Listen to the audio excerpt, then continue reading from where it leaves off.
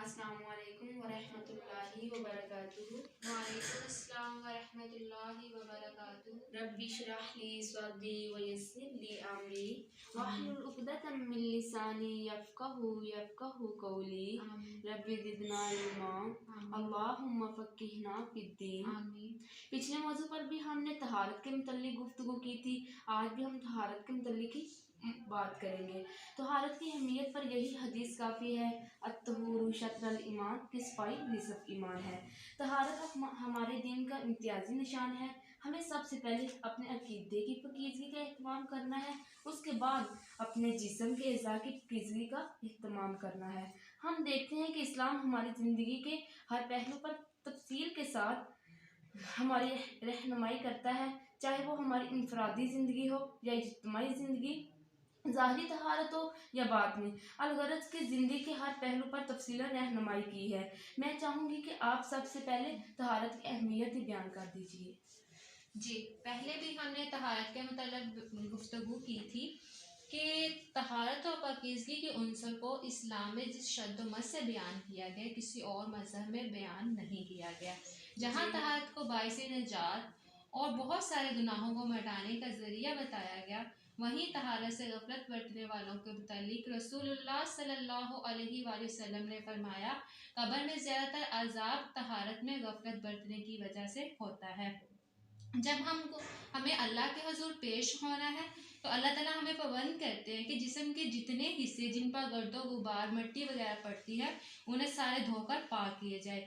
ये तो ज़ाहिरी सफाई है। इससे पहले हमें बातनी अंदर की सफाई का ख्याल रखना है। इसमें सबसे पहले अकीदे की सफाई है।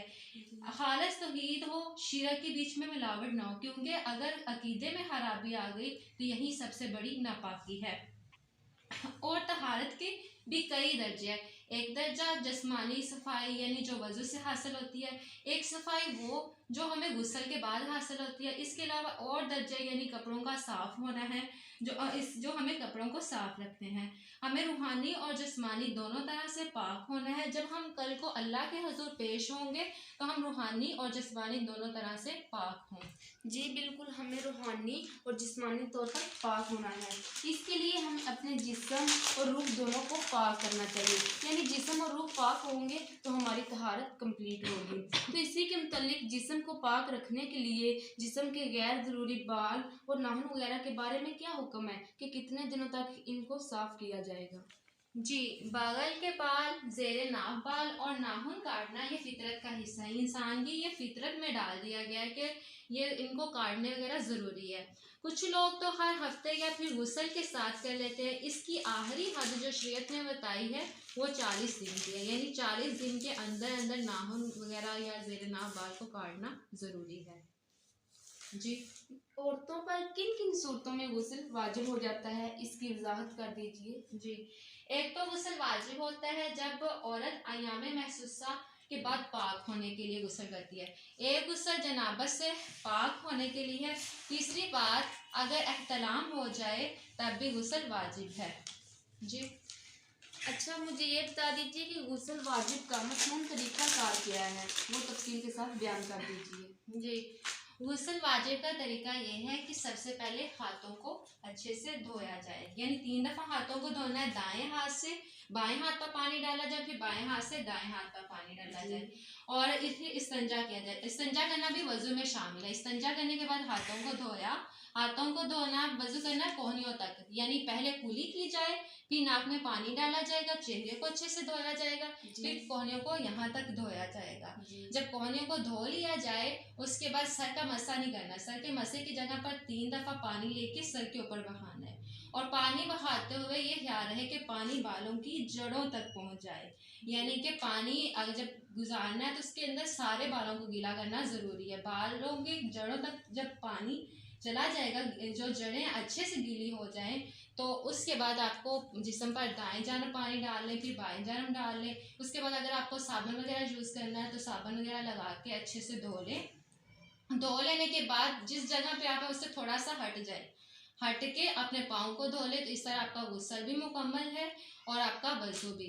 लेकिन इस गस्ल के दौरान एक बात का ख्याल रखना है कि जब आपको स्टार्टिंग में हाथ धोने हैं ना, तो आपको उसी टब या बाल्टी में नहीं धोने, बल्कि नल वगैरह से धो ले, ताकि जो पानी है वो साफ रहे। क्योंकि शरीयत ने हमें पानी की तहारत के भी मसाइल बताए हैं। आपको उसी पानी के अंदर हाथ नहीं धोने, बल्कि अलग से हाथ धो ले, फिर अपना बाकी वज़ू करो। इस तरह आपका जो गुस्ल है वो मुकम्मल हो जाएगा। जी, इस तरह गुस्ल वाजिब मुकम्मल हो जाएगा। और ये भी पता चला कि अगर हम उसी गुस्ल के वजू में नमाज पढ़ना चाहें तो पढ़ सकते हैं। बिल्कुल, क्योंकि हमारा वजू भी हो जाता है। जिस तरह नफस की पाकीज़गी ज़रूरी है, इसी तरह जिस्म की पाकीज़गी भी बहुत ज़रूरी है।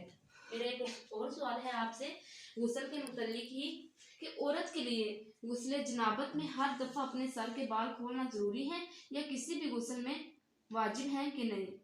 जी, खवातीन को खास तौर पर 2 वक्त गुस्ल की जरूरत पड़ती है।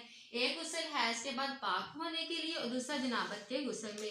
इन दोनों गुस्ल में थोड़ा सा फर्क है। फर्क इन मानों में है कि जो जनाबत का गुस्ल है इसमें सिर्फ जिस्म पर पानी बहा देना ही काफ़ी है, यानी कि बाल वगैरह खोलना ज़रूरी नहीं है।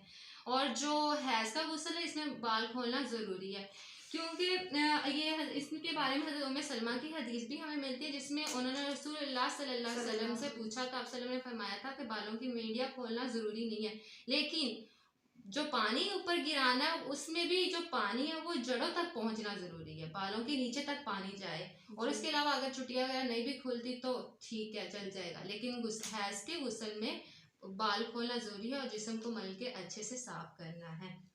यानी वही वज़ू नमाज के लिए काफ़ी हो। हाँ, उसी में नमाज भी अदा कर सकते हैं। जी, एक और मसला, जिन लोगों को बीमारी की वजह से बार बार पेशाब आ रहा होता है और कपड़े खराब हो जाते हैं, तो क्या इसके लिए दोबारा गुस्ल किया जाएगा? क्या शरीयत ने इसके लिए कोई इस सूरत में कोई गुंजाइश रखी है? आप वजाहत कर दीजिए। जी, इससे पहले वजाहत करूँ, एक और जो पिछली मैंने बात किया उससे एक और मसला भी अमूमन खवातीन को पेश होता है, क्या नंगे सर वज़ू हो जाता है? तो नंगे सर वज़ू हो जाता है। जो हमने गुस्ल के लिए वज़ू किया वो हम नंगे सर नंगे बदन ही करते हैं।